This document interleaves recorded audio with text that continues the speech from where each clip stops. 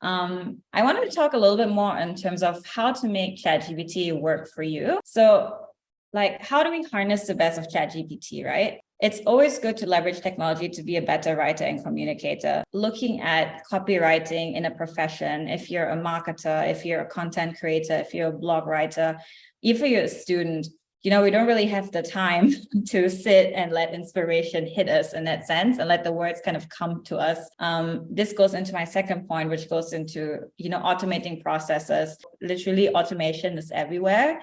And it's always good because copywriting is such a human aspect of the work. You are your own people and you're penning down thoughts and you want to connect to the other person, right? So there isn't that much that we can automate because the word still kind of needs to come from us.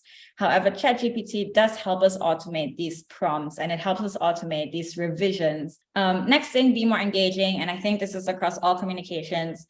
No one wants to write something that seems boring to someone else. If you work in any sort of content creation, even if you work in sales, I imagine, you want to scale your output. You have a lot to do and you want to make sure that you can do much more and you have a bigger output in a short amount of time. Okay, moving on in my presentation. So how do we get started, right? You can look at data storytelling. This is a little bit more advanced. You can plug in a research report and ask them to run it and share trends for the storytelling based on a research report.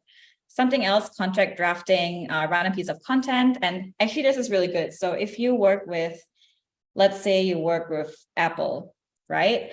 There's a specific brand voice that Apple would use for all of their content. Everything you read is ooh, this is Apple. It has that Apple, vibe to it, right? You can actually plunk this in and be like, hey, does this piece of text sound like, all the other text on this website? And it can help adjust for that. Also get inspired. This is one of my favorite things. I do this almost every day. For me, I write news articles most of the time and I write press releases since I'm a PR consultant. So sometimes I'm I don't know what to write and nothing's coming. And sometimes I'm hey, what would be a potential news headline for, XYZ? You can also ask it to give you a full text. And before you know it, you have a full blog post in 10 minutes from nothing, right? The last thing that I think a lot of people might not know is you can actually use ChatGPT to generate content campaigns. So you can plonk in, reports, and you can kind of plonk in your own data that you have or any information that you have, and you can ask it to generate copy and headlines and creative concepts based on the data that you share. Okay, so I think just going back into what we had earlier.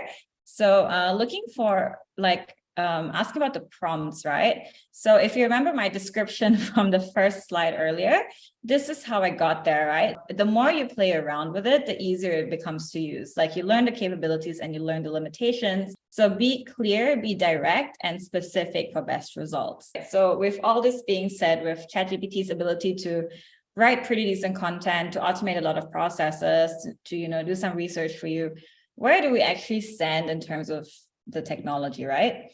So, at the end of the day, communication has evolved and changed, and anyone who's studying communications in any shape, way, or form, you will always learn, your lecturers will always say communications is constantly evolving. This is not and this is again my personal opinion, but so if you can really use these tools properly, and this goes beyond ChatGPT, any tools that you can use to really help you, be better at your job, be more efficient, it's really going to help you kind of project your career in a sense. And that's what, ChatGPT is all about in this particular context.